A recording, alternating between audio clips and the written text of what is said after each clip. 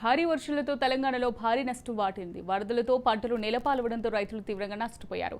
వరదలతో 6,000 కోట్ల నష్టమని ప్రాథమిక అంచనా వేశారు. తెలంగాణ వ్యాప్తంగా 23 మంది మృతి చెందారు.